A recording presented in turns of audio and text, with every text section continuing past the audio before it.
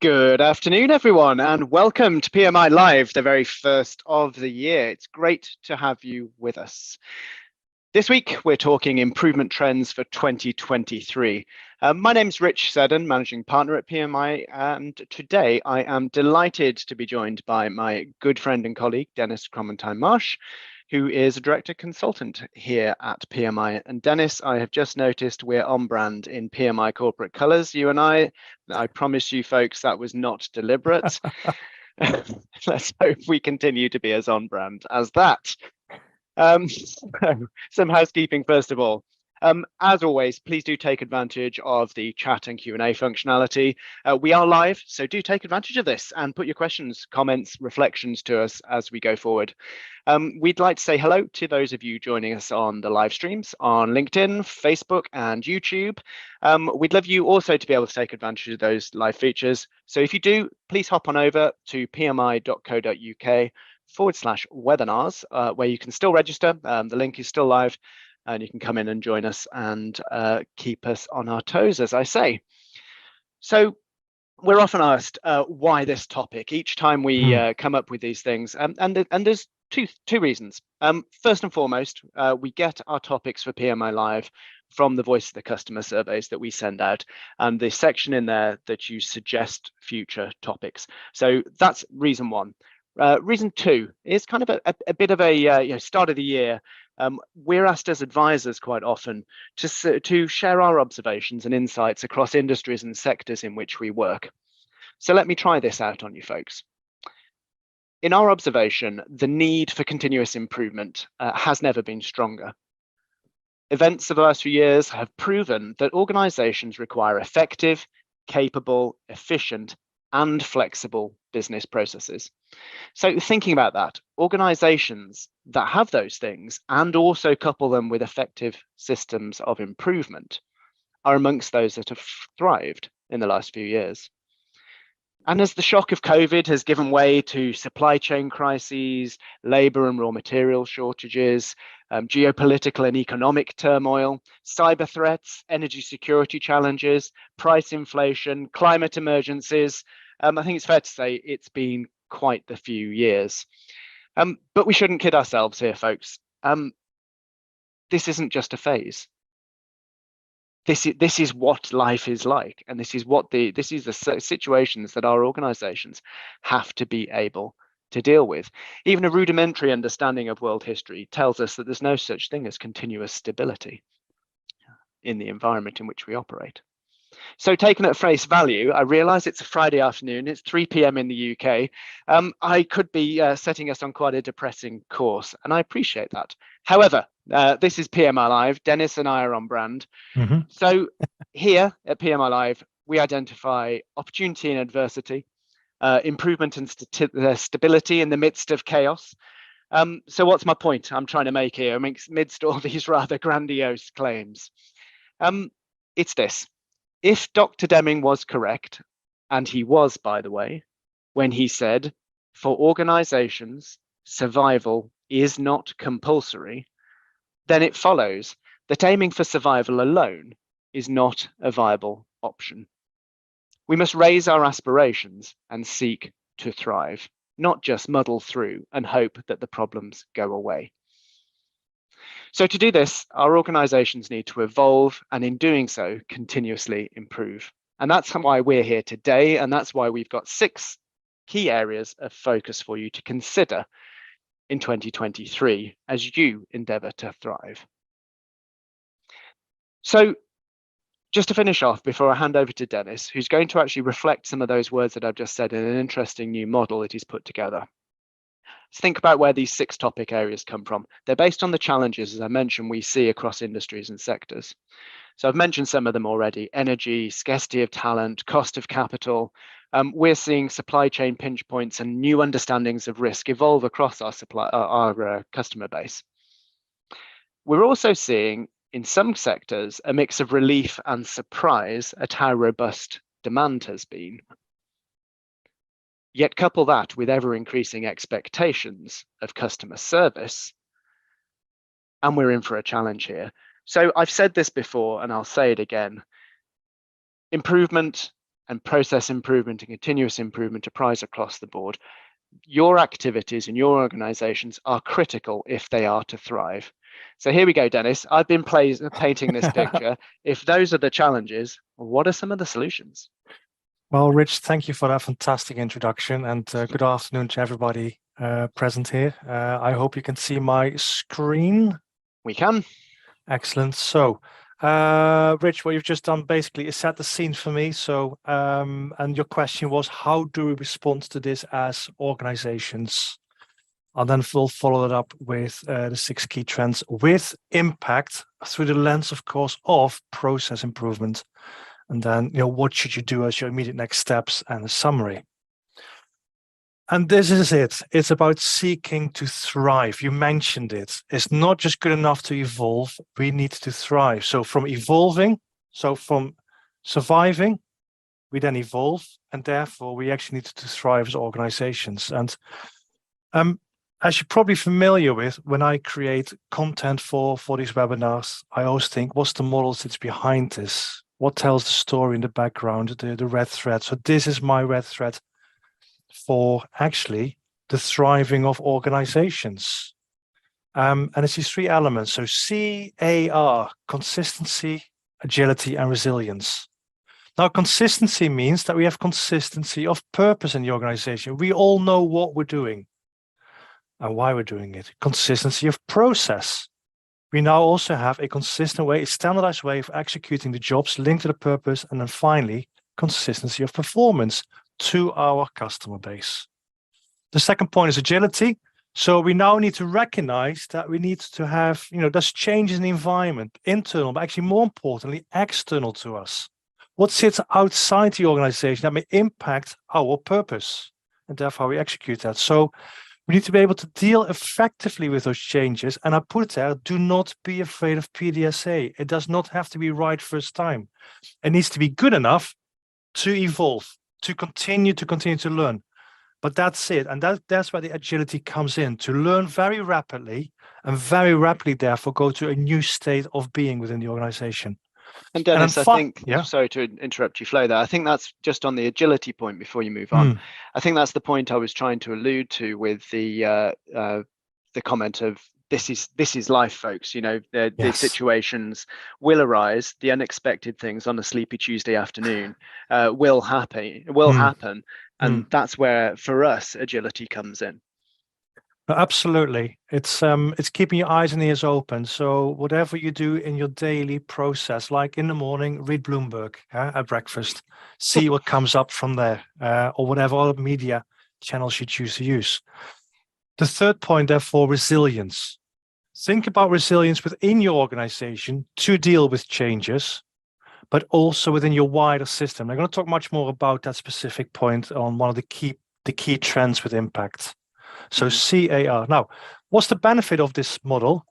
They're, of course, linked. And the way they're linked is both clockwise and anti-clockwise. Let me first explain clockwise. If we're consistent, we create time to be agile. If we're agile, we create time to create resilience. And if resilience, of course, we have time to refine now our constancy of purpose and process and therefore performance. Counterclock. Now, of course, if you notice here in purple, the word time, it's about creating time in your everyday working to have time to evolve, to have time to thrive. Anti-clockwise, if I start from the left, if we're agile, we therefore create opportunities to refine and redesign a constancy of purpose. If we are consistent, we have time to be resilient. And finally, if we're resilient, we can therefore adapt to new ways of being agile. So they are all linked, both, clockwise and anti-clockwise. Dennis, we've had a question come in from Ant. He is interested in the concept around consistency you're talking about, and his observation is some teams I've worked with feel that they are consistently bad in terms of their performance, but consistent nonetheless. And that doesn't feel like thriving to them. What would your thoughts be on this one? So really interesting conundrum here. Your customers enjoy consistency. They do not enjoy variation. And here's a funny old thing. Even if you're consistently bad, at least you're consistent. if you can understand what's causing the variation within that, poor performance, we can then lift it up to a new level of higher performance. But number one, no matter what, if you feel you're not, good, not very good, understand the variation within that, and then we can do that step change in improvement. Thanks, Dennis. Great question from Ant. So 6 key trends with impact, and the little subtitle there, which have process improvement at the core. Now, of course, you've been waiting all for this 6 key trends. Come on, Dennis. It's been 15 minutes now. Show us what you've got. Now, these 6 key trends, of course, I was reading lots of other documentation around this, and these are the ones I believe are 6 key trends with impacts in terms of the process improvement sphere. So number 1, data analytics in process performance management. 2, capable hybrid processes. And you go, well, what's that? Number 3, something that you're all familiar with, no doubt, balancing efficiency, effectiveness, agility. Why is that a trend in 2023 with impact? Let me explain later. Number 4, process resilience to climate change. The word process resilience, climate change we're familiar with, but now the trend is process resilience within that. Number 5, the links between Lean Six Sigma and Agile Sprint methodology. Nothing new as such, but it's something that's changing this year. And I'll explain to you what's changing this year. And finally, AI and technology. And whilst I go through these 6 trends, Rich, I invite our audience to keep asking that question in the right top corner of this screen. If this is what the key trends with impact are, as far as I'm concerned, therefore, what processes do you need to improve within your organization to support those trends? Mm-hmm. And it's worth me saying at this point, whilst these are still on the screen, these aren't, we're going to ask you to rank these later on in your organizations, but in terms of importance from our point of view, it's context specific. So this is not a 1 to 6. These are the 6 top items from our observations. So there's the natural flow between them, but then we're not saying 6 is more important as a trend or more likely or has greater impact than number 1. For example, from our positioning, we're going to ask you to do that later on in a poll. So let's start with number 1, data analytics in process performance management. So all of these 6, I've subdivided them into 3 key points. So in total, you've got 18 topics to choose from effectively, or 18 sub areas. So number 1, creating that single source of truth. Think about all the information at the moment you capture internally within the organization, no matter what systems you're using, but it's about creating that single source of truth. So what they refer to as data lakes or data warehouses. Now, why is that important to make that a key impact trend this year? Because we want to do number 2, have robust processes for creating, analyzing, and driving insights using your data. You do not want to spend time on arguing about the quality of data. You want to spend time on the so what, how to use it for the future. So automated analytics is therefore key. Visual information at point of need is critical. And what we have been experimenting and exploring with now for a number of years is Power BI. But the newest, hottest thing to this Power BI environment is the introduction of control charts. And as you see here, Easy SPC is the one that we have selected from some of the options that are available as the one that really well explains and demonstrates easily statistical process control on your current performance data.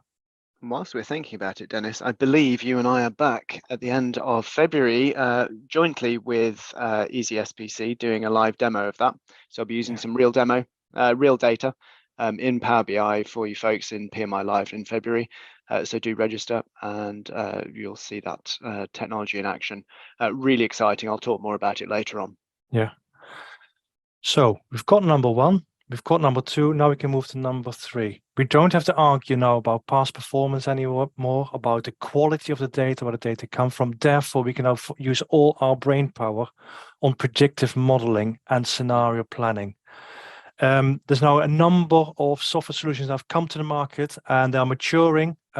we've selected one which is very low threshold, and it's quite amazing in terms of ability to create scenarios for the future, short, medium, and long term, as long as you've got good quality data that feeds into this. So really exciting development now in how to help organizations understand where to invest, where to put their focus, where are the bottlenecks. So I'm really excited by actually this whole stream. So that's number one. Number two, capable hybrid processes. Now, what do we mean by that? Now, the world is changing, it's evolving in the way that we work as organizations, as humans. How do we work together? Now, we've seen now one of the biggest change in the last few years is where we have service-based organizations, which are moving now to patterns where the place where we work, the location where we work, can vary now flexibly and really, really fast. So that means, therefore, this will not go away. No, this will not go away. This mindset, this behavior, this desire to work in different places. Now, there's some real benefits to that. And of course, the one of them is the flexibility and therefore resilience. Something happens in one location, we can decamp to another location. For example, the home office and the central head office of your organization. But what's needed, therefore, and as I point there in the middle, complete accessibility to people, to information, to your processes, to suppliers and customers. And there will come a point here, by the way, this is now my prediction, that also for manufacturing processes, where we'll see this now working more and more. 3D printing, for example, which is now metallic surfaces being printed, etc., etc. Very high quality of rigidity and flexibility. So this will just continue, this hybrid working model. Consistency and agility is therefore number two. If you think about your value stream from your supplier to your customer, think about how do you make that hybrid, where our supply chain changes or our customer changes, both in time and in space. And therefore, we need to be agile how we respond to that change to the left and to the right of our core processes. Now, great. We want to move to hybrid. Yes, we want to be consistent, agile, but is the organization ready? And therefore, my third point here, Rich, which is about, are we mature enough?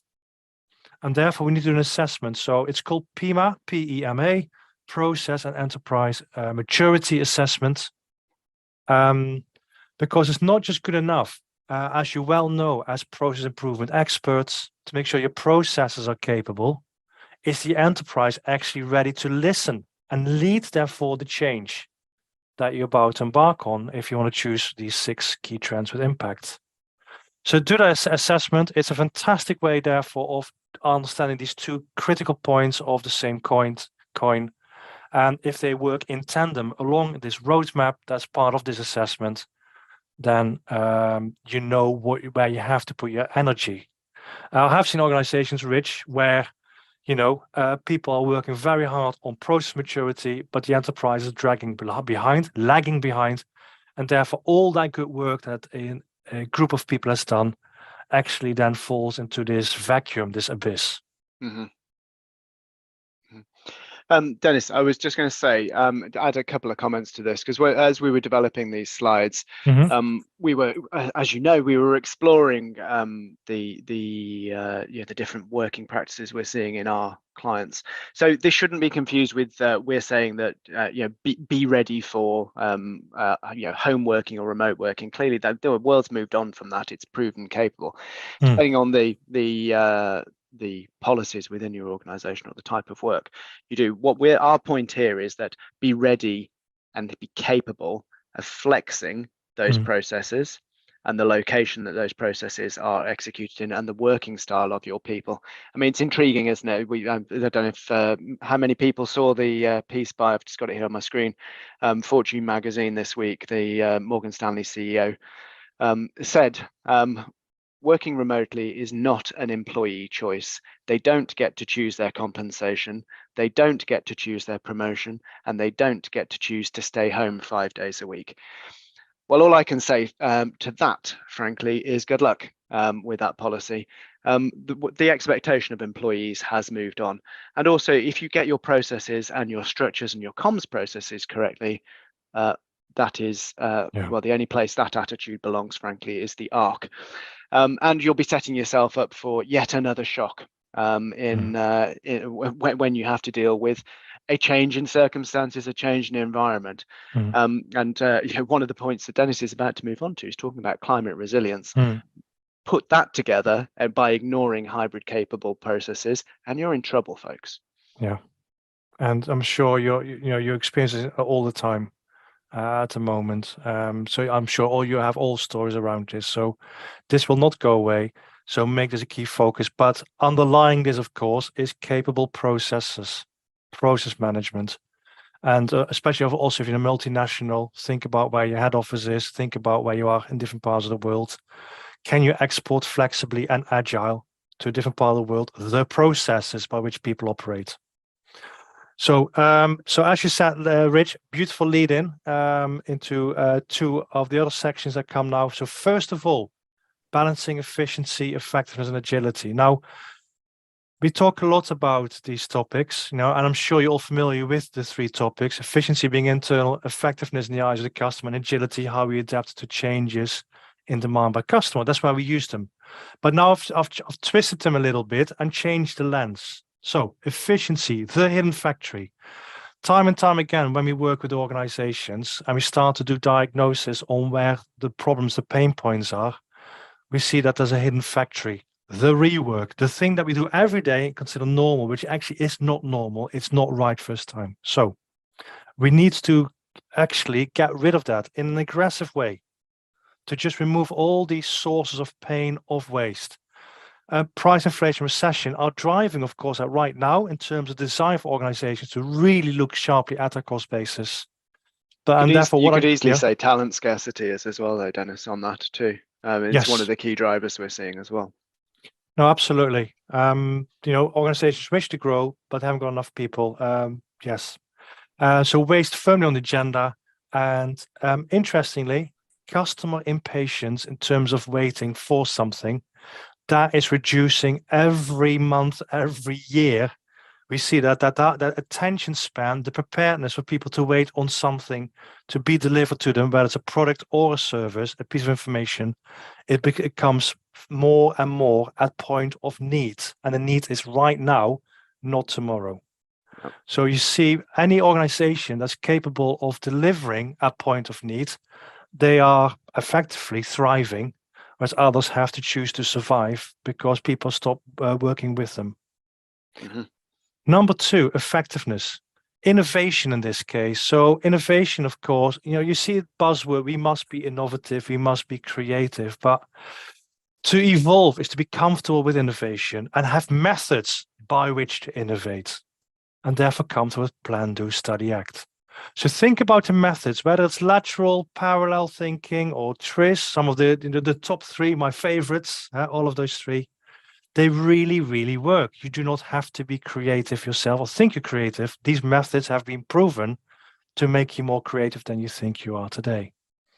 The last bit on this, and this is a link to the previous slide, innovation is about creativity and implementation. The implementation, therefore, needs a mature organization that says we recognize the creativity within the organization and we now have a method by which to implement that.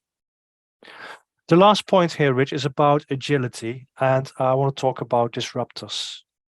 And I'll talk here about positive disruption.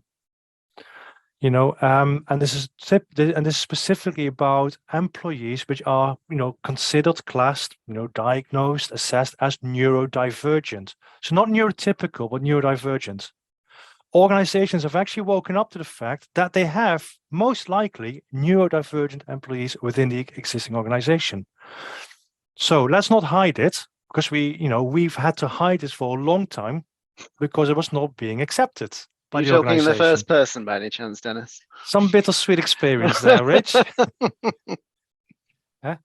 So if the organization recognizes the unique skills that a neurodivergent employee can bring to the organization, and the organization therefore becomes smart to that, it actually becomes a world-class organization where you can have these skills that are unique to neurodivergent employees and actually harness it. And I therefore see, and one of my colleagues said, he said, Dennis, perhaps they know what you like, and therefore you get all these job applications come through now. Or, are you willing to work with us? But I'm now seeing this on LinkedIn, for example, in job adverts. We're looking now actively for neurodivergent people. So recognize the benefit of being different effectively. Just had a comment in from here from a participant, Alana, saying, I'm working as part of a neurodiversity working group. We'd love to hear about that. Do share any comments that you can in the chat. Yeah. So absolutely happy to talk offline about that. As ever, yeah. We have a lot of experience with this particular topic, both internal, but also, of course, within our clients. So happy to talk more about this. So reach out to me on LinkedIn, probably. It's probably the best way. Find me on LinkedIn and then we can chat. So number 4, process resilience. Process resilience to climate change specifically. Climate change has been with us for a while now. It's been recognized.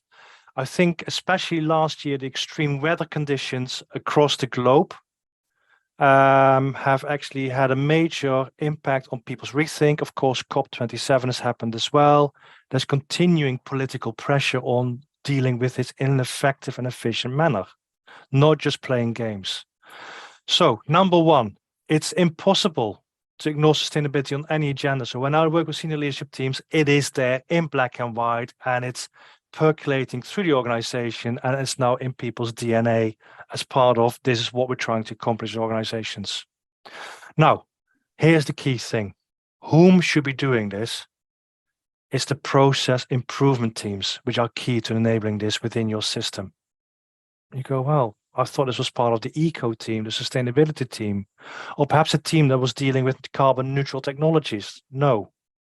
I'm not saying that's not good, it's not right. However, it's insufficient.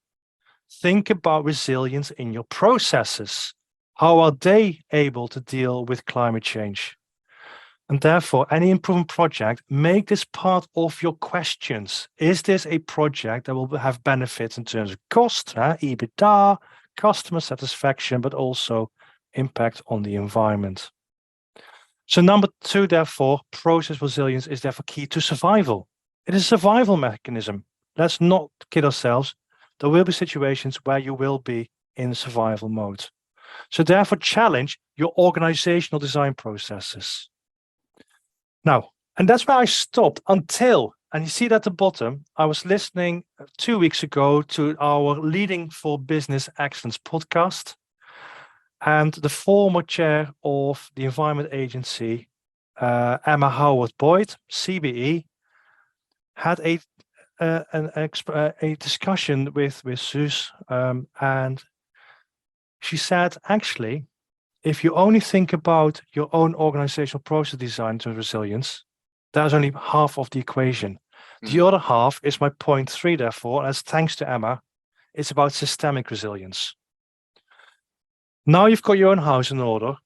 That's great. But if people can't get to your house because the rest of the world has got challenges in your supply chain, the bit that matters to you as an organization, then that's not good enough. So therefore, generate resilience in what I call your extended enterprise, your extended value chain, and therefore think about the processes, how you work with suppliers and with your customers, wherever they may be, local or global. I've just popped a link, folks, into the chat to Emma's podcast as well, so you can listen there, as well as hit the subscribe link if you want to get to every episode. So this is point number 4. So moving on to point number 5. Links between Six Sigma, Lean, and Agile. And I put it first of all in the right top corner, Rich. What I'm noticing, because I mean, Agile's been with us now since 2001 when it first came to the foreground, and it started to develop within IT. And the last few years, people outside IT say, "Hey, this thing called Agile, it sounds very groovy. Should we adopt this as well?" And therefore, the links between Lean Six Sigma as the more established methods and Agile are maturing. Now, of course, that is not a surprise, Rich, because they all come from the same roots. which people sometimes forget. Mhm. However, the problem happens is that it also starts to obscure the relationship. And people then ask the question, should we be agile now? And should we therefore stop Lean Six Sigma? The answer, of course, is no, don't stop. They are complementary.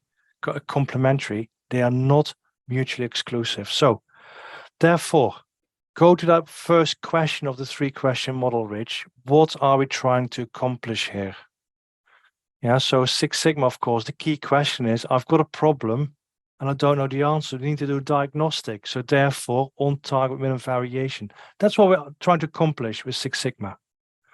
That, of course, is linked, therefore, to this, my model, my 3-step model is linked predominantly to consistency. Yeah, key focus, become consistent in your outputs. Number 2, if the question is, I want to do something on time with minimum waste, Lean offers effectively 5 solutions, 5 methodologies to apply. And the focus, therefore, is on time with minimum waste. If you think about what that does, of course, it's about consistency, but also that builds in resilience in your end-to-end supply chain, being good at Lean. And finally, the 3rd question, which is about agility. So agile as a methodology. I have a direction. I know I want to get to it, but I'm not quite sure about the journey towards it. Agile sprint methodology is absolutely brilliant at that, because the key question, therefore, for me anyway, is how do I make that journey safe in terms of my learning, my exploring, and my experience in terms of setting that direction to whatever the true north of that direction is for that project. Mm-hmm. Dennis, got a question come in. It's around this one that's on the screen at the moment. Why do you see this being particularly prevalent in 2023, Dennis? What was you thinking behind it? Because, and actually it's the subtle note in the right bottom corner, agile is not a replacement for Lean. And agile is not ad hoc. I read a lot of business strategies and values, and the word entrepreneurship, for example, comes into that. And people then read entrepreneurship without understanding entrepreneurship and think entrepreneurship means gung-ho. Yeah. Agile has fallen in the same category. They believe it means gung-ho. As long as we do something in small, sharp sprints, it doesn't matter what we do. Yeah. So impatience. Now back to the impatience. We spoke a few slides back. That will continue, but we have to figure out by which method do we manage the impatience in the organization. Now, agile is part of the answer, but it's not the only answer, and it's not gung-ho. So why did I choose this? It was actually the obscuring bit specifically. The maturing is happening naturally, but it's the obscuring bit. And therefore, as long as you as process improvement experts this year ask cleanly that question, what's the problem within the organization? What's the question we're trying to answer? Create that clarity within your leadership team, whether it's one of these 3 or a combination of all 3, because of course the combination is perfectly okay. These are not mutually exclusive methodologies. So that's why I've made it, for me, this is a hot topic, because I just face it every time I work with an organization. I face this, should we be doing agile now? Everybody else seems to be doing it. Are we jumping on the bandwagon? Are we too late? Now, now we're actually, next year, 2024, it'll be 100 years since the first control chart was actually published by Walter Schuhart. So there's a centenary coming up. Now, I don't know about you, lovely audience, but how many organizations do you know that actually don't use control charts as part of performance displays? So that's 100 years old, but only now it started to mature in this new way of accessing a point of need. So, yeah, definitely a trend for me. I hope that answers the question. Yep. Thanks, Dennis. So, which leads now to the 6th one, the 6th of my key trends with impact, which is AI and technology. Now, interestingly, of course, it made me smile, Rich, when you start introducing them and say there are no particular order. And AI and technology, of course, is very exciting. It's amazing, especially my number one, large language models. I'm sure you've all read recently about this new AI tool that's come onto the market called ChatGPT. I don't know if you've tried to log into this recently, but it's like, please hold. Yeah, we're oversubscribed. Our service just can't deal with the volume of people now wishing to deal with this. We now also see artists suing AI artists because of course they're modeling the AI bots are modeling their output on inputs, and therefore artists are saying is now impacting our copyright. We also see lecturers, for example, at universities or schools to say, hey, you set people a question and we now get these beautifully scripted answers back. And I believe a bot has been writing this very nicely, very eloquently, but it smells like a bot. So there's two ways of doing this. And of course, Rich, we should be embracing this. It will not go away. It will only accelerate. So this year will be the year of large language models coming into the public domain, accessible to all. Now, within that, there's something even more exciting. And I'll just zoom in on that on the left-hand side. I was discussing this with a colleague of mine earlier, and it's about the AI bot can therefore generate answers from your own body of knowledge that you have within your organization. It can actually now distill from your own body of knowledge an answer about how to deal with something or generate perhaps recipes or potential theories for you to test.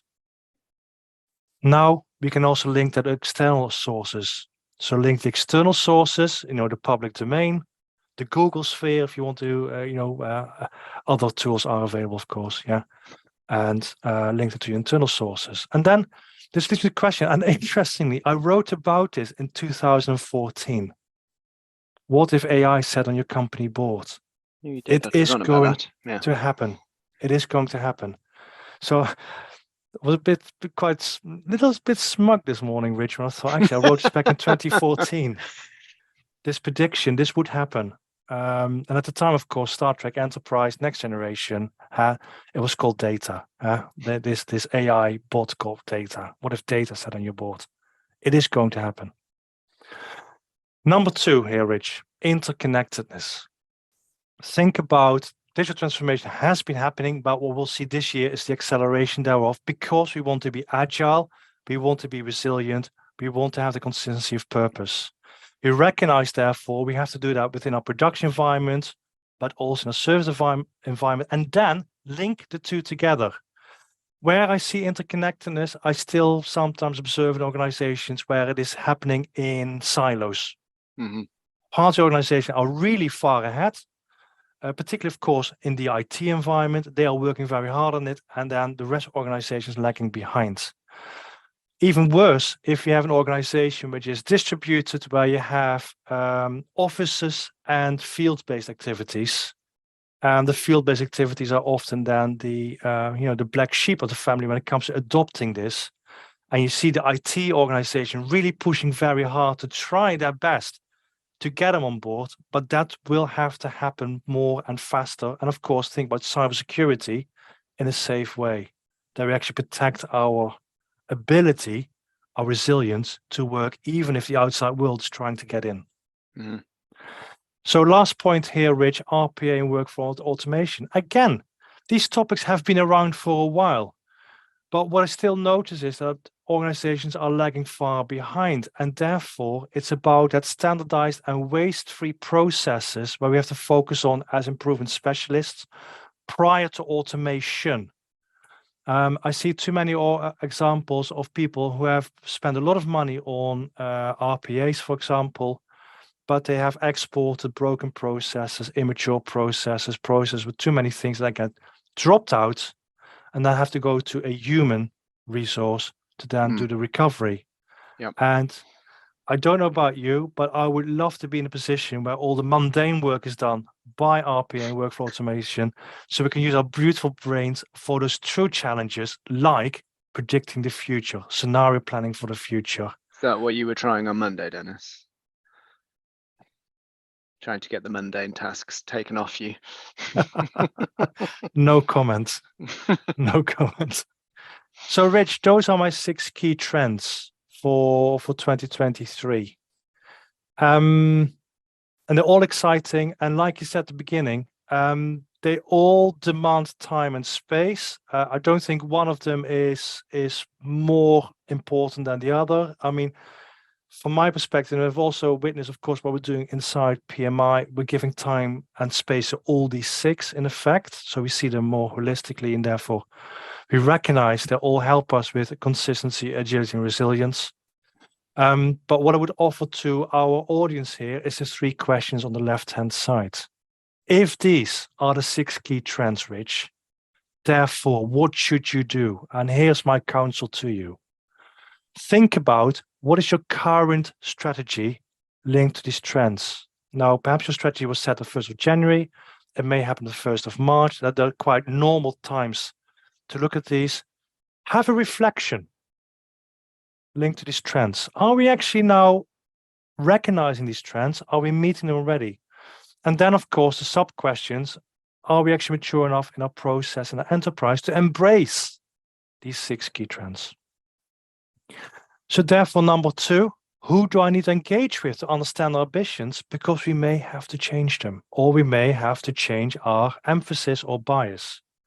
And therefore, the final point, which processes, therefore, do I need to improve to support these trends? So I think there's a beautiful diagnostic on the left-hand side, which will be quite, I wouldn't say quite comfortable / uncomfortable. It may lead to uncomfortable discussions and therefore changes of priority. But these things on the right-hand side, it'll be nice to reflect in a year from now. How far did we get on this? And, were we able to answer the question on the left-hand side, Rich? Yep. So on that point, I actually want to move therefore to what you said at the beginning of this, to a poll. So, folks, we don't often do our polls in this order. We usually ask at the outset to get a temperature of what's going on in the room. Instead, we're going to ask your response now to these 6 points. And we're going to ask you to rank them, each of the 6 topic and trend areas that Dennis has mentioned. Which of them do you think, given what you've heard so far, offers the most potential impact in your organization? I'm going to ask you to number those 1 to 6. Try and keep your answers unique if you possibly can. I'm just going to pop that on screen now. So, for example, you may want to put a 1 next to hybrid processes and a 2 next to process resilience to climate change. If there are 2 that compete too closely to distinguish, do put the same value in, but try and keep them 1 to 6. So I've just popped that up now on screen. Hopefully you can see that. So just have a quick think about it, and you think about which of the trends do you think offers the most potential impact? 6 being the most, 1 being the least. So the results, I hope those have popped up. Excellent. So my interpretation of these results is as it was kind of a split in terms of the most important. A split around, if I'm reading the colors correctly. Number 5 and number 1, is that right? Number 5 and no, AI technology and links between Lean Six Sigma and Agile have come in actually equal in terms of most potential impact. And then we've got a split of people responding the most for the other 4, for the first 4, so data analytics, capable hybrid processes. Let's go to the other end of the spectrum and have a look at the blues to see what people are saying is the least. And that would appear to be somewhere around data analytics and resilience to climate change, which is intriguing, I think. And then the rest are kind of, as you'd expect, given different contexts that we're asking people about, are split across them. Okay, so we discussed this, Dennis, didn't we, beforehand, as to what we were expecting the results to be. Yes. For me, the only one that surprises me is that we've had any response. So I suppose we'd have to have a response. I was thinking in terms of order of importance, that it's registered on climate change. process resilience to climate change. Yes. Interesting. For yourself? Likewise, I mean, it's good to see the first two actually scoring quite highly on further diagnostic, actually, the data analytics and capable hybrid processes. Yeah. Now, I think the good news is, however, by being good at that, that will definitely help with process resilience. But whether the slant through the lens of climate change is actually very prevalent.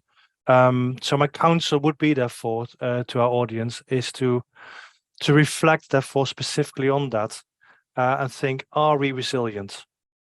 If something were to happen in terms of a climate impact on our organization, on our ways of working, how do we recover in effect? So think about, if you're familiar with the tool PDPC, how do you prevent something in the first place? But if it still happens, how do we mitigate if it still happens?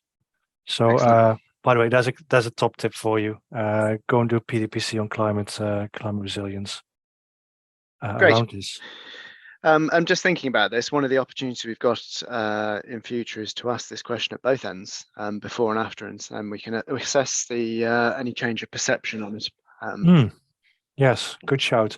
So, and of course, on this, I think also to our audience, do reach out to us if you say, "Hey, this one, I've been reflecting on this now. I think this is even more important." Any thoughts around how to move forward on this particular area? So, like I say, do reach out through the usual channels, but LinkedIn is probably one of the best ones, or just reach out straight to PMI through the website, contact us. So I want to move to the summary, therefore. Summary, and it was interesting to figure out again, what are my 5 key points here. Now, number one, as you said in your introduction, Rich, survival is not compulsory. So we need to evolve as organizations if we want to survive, and then, of course, move to thrive. So focus on that model, consistency, agility, and resilience within your ways of working. And therefore, I believe that these 6 trends, if you do them and if you choose to approach them, they will all offer opportunities to thrive for the organization. So effectively, beat the competition. We have the competition with this. And therefore, I would also therefore suggest, don't get carried away with single initiative in isolation of the other 5. Yeah, so think systemically. Yeah. And then final, of course, for every single trend you do wish to embrace, ask yourself, by which method shall we accomplish this trend? Did I just see a hand being raised by one of the audience members? It just popped up briefly, then it disappeared again, but I'm not sure. So if they have a question. Not that I can see, but I'll let you know if anything comes in. All right. So, cool. Rich, this is my summary in effect. So, thank you, Dennis. Yeah. Thank you, Dennis. That's really useful. If you could pop onto the next slide for me, that'd be great. So earlier on, we mentioned that that next month's PMI Live is a joint collaboration between ourselves and Cloud2, who are the publishers of Easy SPC. So we've put again, we're full of the big claims today, but truly, in my experience, I've been in this industry for nearly 20 years. I have not seen the ability to bring control charts and SPC live into your operations as well as this product does. It's been really well named, Easy SPC. We'll be showing you live, working with real data. So we're being brave and we're going to show the live software and hope it works. And we'll also hopefully be able to show you how the PMI operations team are managing their daily ops now and their performance measures through Easy SPC and Power BI. So register now over at pmi.co.uk. That's going to be an exciting one, and I believe it's you and I, Dennis, back in the hot seat for that one. Yes, with Oliver, I believe, with Oliver from Cloud2. Yes, indeed. Yes. If you could jump forward finally for me, Dennis. Just a reminder, obviously, thank you very much for joining us. Wonderful as ever to have you with us and great to be back. Do look out in the Knowledge Hub for the thought leadership content that is available. You can subscribe to all the podcasts. The middle here is, it's you again, Dennis, Uncommon Sense, which is our latest podcast, rapid series, 13 to 14 minutes-ish. They are proving a smash hit. So go over and have a look at those folks. You'll find them on all the major podcast services, and also the recordings on the Knowledge Hub. We have shared our LinkedIn profiles, Dennis and mine. Do feel free to link in with us. As Dennis has said throughout the webinar, continue the conversation with us as much as you would like. If there's anything you'd like to clarify, anything you'd like to sound out on us, just drop us a note via LinkedIn, and we will be very pleased to hear from you. So final thing, do look out for the Voice of the Customer survey. It is really important to us. It helps us shape these things. We're heading up for our 3rd anniversary here at PMI Live. So we very much look forward to seeing you next time. And thanks again for joining us. Have great weekends, everyone.